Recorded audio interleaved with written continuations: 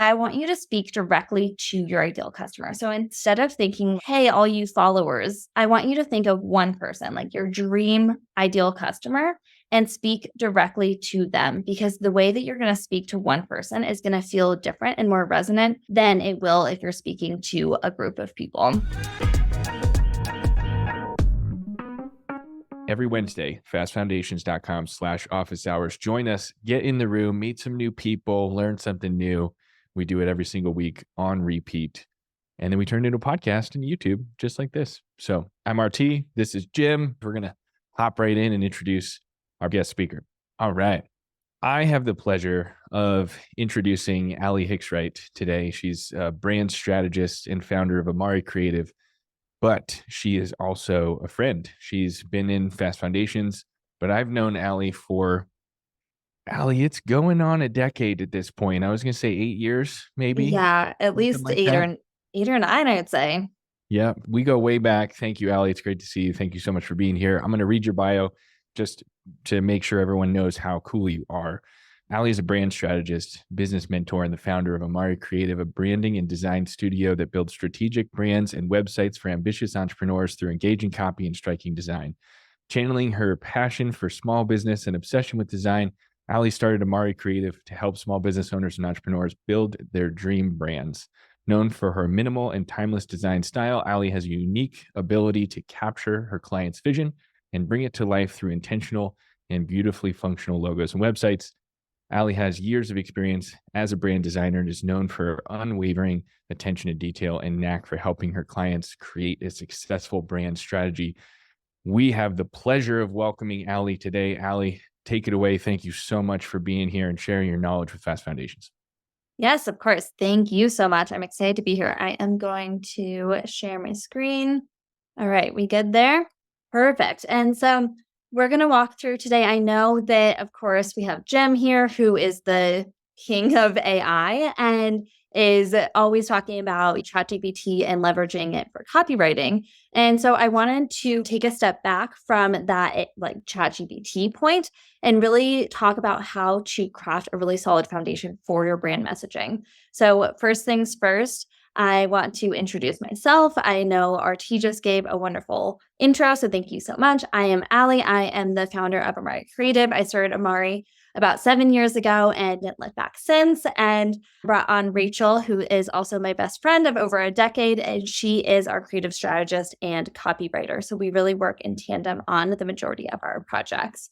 And I will drop this in the chat, but what we're going to be working through today is what we call our Brandstorm workshop. And it's really hands-on in terms of building your brand messaging. And so I'll drop a free link to our Brandstorm workbook. This is a workbook that Rachel and I created a few years ago that takes the entire branding process and distills it down into a fillable workbook. And I wanted to give you guys a free version today so that you can print it out and follow along as we go. And so you can get that link at amaricreative.com/free-workbook. And I'll also drop that in the chat once I stop sharing. Everything that you do within your business should go back to this strategy. So getting hyper clear on your vision, then your voice, and then your visual. So we often see our clients jumping ahead, trying to design their social media posts before really knowing the strategy behind it, or writing the caption before they know like what the intention of the post is. So getting hyper clear on the vision, so who your ideal customer is, your mission, your values, and all of that. And then once you know who your ideal customer is, then figuring out how to speak to your ideal customer through your brand voice. And that's what we're going to be chatting through today. And then once you have the vision and the voice, then bringing it to life through your visuals, because the way that your copy is structured really ends up determining the way that it comes to life in design. So when it comes to your brand voice, these are the pieces of the foundation to your brand voice that we're going to be going through today. And with the workbook, we're going to be actually brainstorming them out. Like I said, feel free to print it out and kind of circle back to the workbook and really brainstorm out those pieces of messaging. So first things first, what is your brand voice? It is the purposeful, consistent expression of your brand's core values, messages, and personality through words. Like I said, once you know who your ideal customer is, you want to speak directly to that person. And so, what we'll be crafting in this workshop is what we call a brand script. It's a guide to all of your written and maybe even spoken brand content that defines what you say and how you say it. Ultimately, it serves as an outline to help you get crystal clear on your story, your communication style, and your essential copywriting elements. This is a really great document too, especially if you have a team within your business, to hand off to people so that you're making sure that your brand voice is used consistently everywhere. So if you have social media managers or maybe a VA and other people speaking on behalf of your business, establishing a really consistent brand tone and voice will help things really stay consistent throughout your brand messaging. So, the first piece of that is your brand personality. Just like people, brands have a unique set of characteristics and qualities that form a distinctive personality. And that personality ultimately drives the way that they speak and the messages that they share with the world. And so, when it comes to brainstorming out your brand personality, I want you to think about how your customer feels before they experience your product or your service. And then thinking about how you want them to feel while they're interacting with your business, and then ultimately how they may feel after. And then the way that I love to think about brand personality is to actually think about your business as though it was a person. So, what would their personality be? Would they be very trustworthy and credible? Would they be more calm and collected, or maybe confident and a little sassy? That's a really good distinguisher of what your brand personality is. And then once you know your personality, you want to get clear on your tone of voice, which is how you embody and express your brand vision to your ideal customer. And so if your brand personality is more peaceful, then you probably come off with a more calm tone of voice. Whereas if you're more trustworthy, then maybe it's more educational and credible for your tone of voice. So when it comes to brainstorming your tone of voice, in the Brainstorm workbook, we have this chart of different tones of voices, and I want you to take a look and circle the tone of voice that best represents your brand personality. So for us, you can probably tell by the way that I'm speaking that we're very casual in the way that we talk to our audience. We like to strike a balance between comedic and serious. We like to show up very conversational and energetic, and also very approachable. And then from there, once you have your personality and your tone, then you can actually start writing some foundational copy for your business. And again, this is really crafting the copy in your voice so that then if you are using things like AI, you're training AI how to speak within your brand voice. And so crafting your brand bio, which is similar to an elevator pitch that articulates who you are, what you do, for who and why, is super important for that foundational messaging. And your brand bio should go at the top of your website. It should, I think studies show it's about 5 seconds that when someone lands on the site where they decide to stay or go. So including your brand bio at the top of your website is super important so people know who you are from the get-go. And it should be in all of your social media bios. It should also be in the footer of the website. So if someone navigates away from the homepage, they still have a sense of who you are. It can be in any print collateral, and it serves as a really good elevator pitch for when someone asks you what you do, because we can't always have AI speaking for us. So when it comes to brainstorming your brand bio, I want you to start just with one simple adjective. So one word that describes what makes your products or your services different than others in your industry. So that might be something like quality, custom, your products might be organic or handmade. And then from there, I want you to, as directly and short as possible, state your product or your service. So say you're a wedding photographer.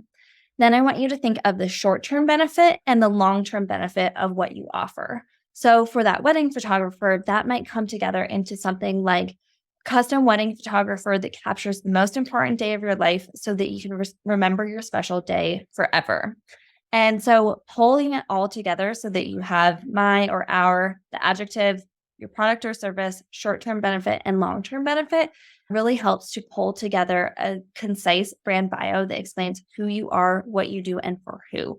So for us, when we created the bio for our shop, that looks something like our creative brand studio and shop will help you launch your brand at lightning speed so that you can live out your entrepreneurial dreams. The next piece is your tagline and your slogan. So first, the difference, a tagline represents your business as a whole. It tends to be a permanent statement, So you can think of Nike's Just Do It. Whereas a slogan is based on a single product, a campaign, or maybe a season, and it can be ever changing. Slogans are punchy lines of copy that lead you into the rest of the copy. So think website headers, like social media captions, kind of those hook statements that get you interested to keep reading. And so when it comes to brainstorming your taglines and your slogans, I want you to inject a little emotion, make your message as clear as possible, and get creative with phrasing and word choice. And so in the workbook, we have a few different examples of taglines like Southwest Transparency, which is more of a clever tagline, to more of a persuasive tagline from Disney, like Dreams Come True, where dreams come true. Or I would assume that RT and Jim, your favorite would probably be Gatorade. Is it in you? And I'll just skim past the dad joke there. So when it comes to brainstorming your tagline, I want you to start by just brain dumping your entire business into a couple of sentences, like literally just write out everything that you do. So for us, we did this for our shop. We're a creative studio with a shop.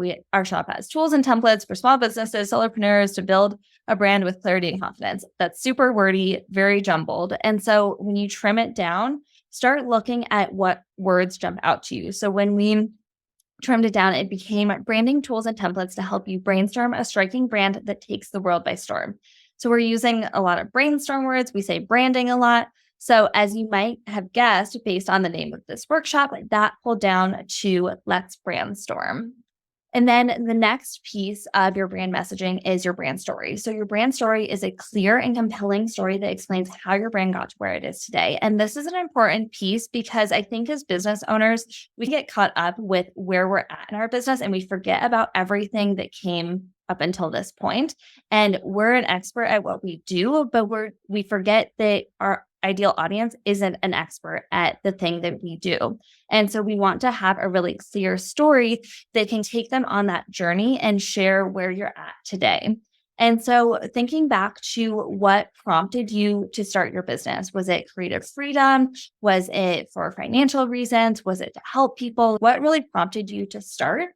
And then was there some sort of turning point, like kind of that make or break moment? And then what's the end result? Like, where are you at today?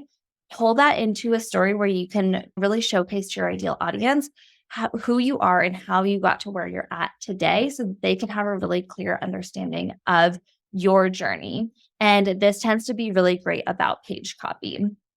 Now, the second to last piece is your keywords and phrases. And keywords and phrases are so important for your SEO, essentially for your findability online. And so it's super important to have a list of at least 5 to 10 core keywords that you can incorporate into your brand messaging. And there's two different types of keywords. There's brand keywords and broad keywords. So brand keywords are words and phrases that are super specific to your business, whereas broad keywords are a little bit more related to your industry or your product or your services. So when it comes to brainstorming out your brand keywords, I want you to start with the brand keywords, which this could be your business name, your location, using your tagline, your slogan, your ideal customer, anything that's directly specific to your business. Whereas then broad keywords are a little bit more industry related. For us, that's something like brand design, logo design, website design, brand messaging, custom branding, and then some of our products as well, like our logo shop and our workbook. So then once you have these keywords, you can even tell ChatGPT that, hey, these are my keywords. Can you sprinkle them throughout my website copy so that we make sure that my website copy is super keyword rich and has a really good SEO strategy behind it? So having this bank of keywords is super helpful. And it also is great for social media because you can take them and convert them into hashtags. And same thing with captions. You can say, hey, sprinkle these keywords throughout my social media captions and also create a branded list of hashtags based on these keywords. Now, the final piece of your brand messaging and the brand script is your brand thesaurus. And so a brand thesaurus is a selection of words that you use consistently and intentionally in your brand, or it's words that you choose not to use. And so I want to walk you through a few examples. The first is that we call ourselves a brand studio. So to me, the word agency, it's a little bit bigger team typically and has a brick and mortar location. So whereas studio is a little bit more of an intimate process. It's smaller, it's creative. And so we are a branding studio, not an agency. And so we always use the word studio over agency. Same thing with shop. For our shop, it's a digital shop. And so we always use the word shop because to me, the word store feels more like an in-person brick and mortar location. And when it comes to the words that we use and don't use within the brand, we get so specific that we are even thinking about spelling and punctuation and stuff like that. So mood board can be spelled two different ways, as one word or as two words. And honestly, neither is right or wrong. It's just, and I don't have a preference between either of them, but we are so consistent in our messaging that we make sure that we spell it the same way every single time we use it. So a long time ago, I just decided to spell it as two words, and that's how we spell it every single time. And again, if you're training ChatGPT to write for you, then I don't know which spelling of mood board it would pull. But if I say mood board as two words, then it's going to respond back to me with two words and use my voice consistently. The other thing when it comes to our brand thesaurus is that we, again, like our tone of voice to be very approachable. So we don't use any acronyms or phrasing of any words that could confuse our audience. And so instead of saying an AI file, we always say an Illustrator file. And lastly, we identify as brand designers just because we really specialize in the branding process. And so we always call ourselves brand designers, not graphic designers. So getting clear on the words that you use and don't use is super important. And again, you can train ChatGPT to say, hey, let's avoid any of these words because they don't resonate with me and my business. And when it comes to brainstorming out your thesaurus, I want you to think about what words you use to describe your business, and then think if there's any words that you will avoid using in your business. So this could be anything that feels cringy or overused or just really doesn't resonate with your business. And then thinking about what types of words you're using. So does your brand cuss? Do you use slang? And do you use abbreviations and acronyms? And then just a few copywriting tips before we wrap things up. The first is to say less is more, because in our fast-paced world, people don't really have time to read, and people most likely will skim your content until they find what you need. So get your point across as fast as possible. If you get stuck, just start writing. This is the biggest place we see our clients get caught up is they won't even try to start writing. So start plugging things into ChatGPT or just start writing and get some ideas down and just see where it flows from there. Be crystal clear with your messaging. I think it's Alex Hormozi who says that he writes all of his newsletters and website content at a fifth grade level, and that's where he's seen the highest conversions. And so as much as we love, especially as experts in our industry, to get super technical and fancy with our language, you want to just be as clear as possible. And so that everyone is really understanding what you do and the words that you're using. So be as clear as possible. And then I want you to speak directly to your ideal customer. So instead of thinking, hey, all you followers, I want you to think of one person, like your dream ideal customer, and speak directly to them, because the way that you're going to speak to one person is going to feel different and more resonant than it will if you're speaking to a group of people. And make your copy visually appealing. So use headers and a body font and color to really create some hierarchy within your messaging so that you're driving the user's eye throughout your messaging so they know what pieces of copy are most important and where to start with your copy.